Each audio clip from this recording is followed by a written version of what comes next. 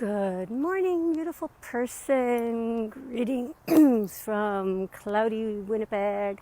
Yay, the heat's broken. So much better. Still humid though.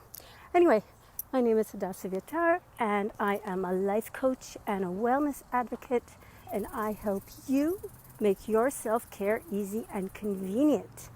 And as you know, if you follow me at all, I like to listen to self-help books on audio while I run or walk. Today was a running day, so yeah, Mondays and Wednesdays you're going to see me with a sweaty face and a headband, and it's all good.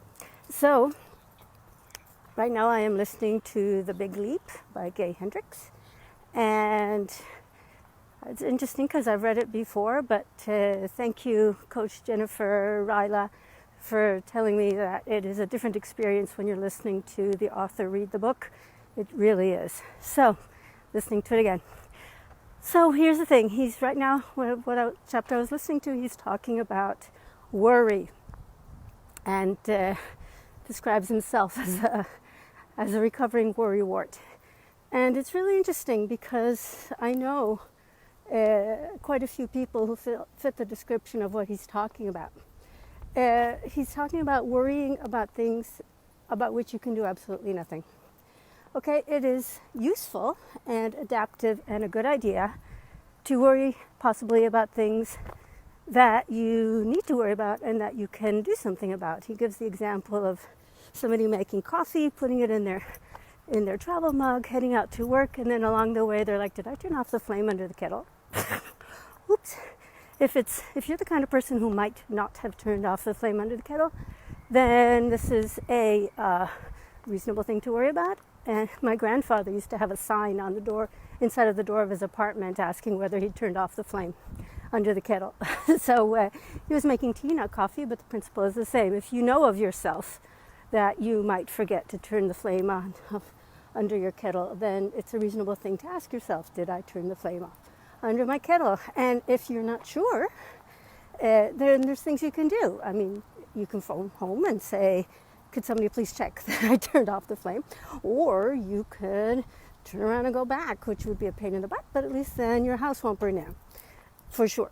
So, and you might want to do something about it, like maybe making a sign like my grandfather did, to make sure that you don't have to turn around halfway to work and check that you turned off the flame. So this is a worry that is reasonable. It could happen, and there's something you can do about it. So this is not the kind of worry that he's talking about. Good morning. So here's the thing. If you find yourself worrying about the state of the world, or our neighbors to the south, or the rising numbers around here of COVID-19, let me tell you, that is definitely something that one could worry about. But here's the thing. What can you do about it? Okay?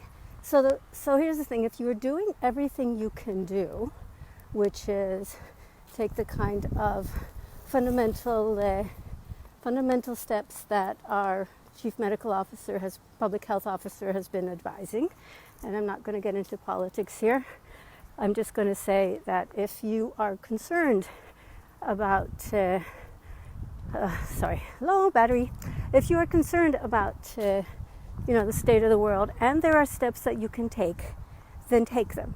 And then you have to ask yourself, if you continue to worry, then it's serving some other purpose. Or for example, if you are worrying about money, like Dr. Hendricks says that in his practice he's learned that arguments about money are never about money.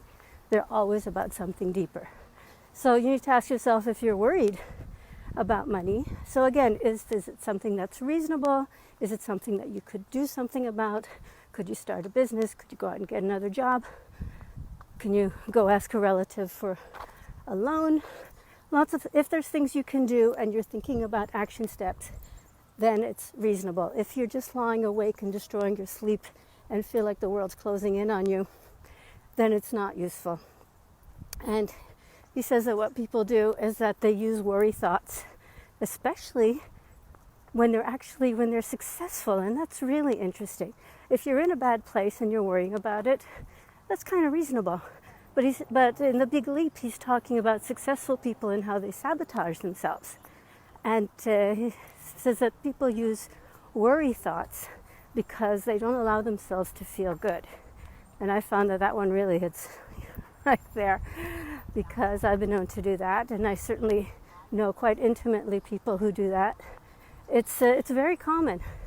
So if you find yourself, especially if you're feeling good about something, and then you find yourself using worry thoughts to bring yourself down so that you don't feel good, and it isn't something that's reasonable to worry about, like you didn't leave a flame on anywhere, you're just all of a sudden out of nowhere, you're worried about the state of the world, or the election in the US, or the new conservative leader in Canada, or whatever it is that you're worrying about which you can do nothing at that moment.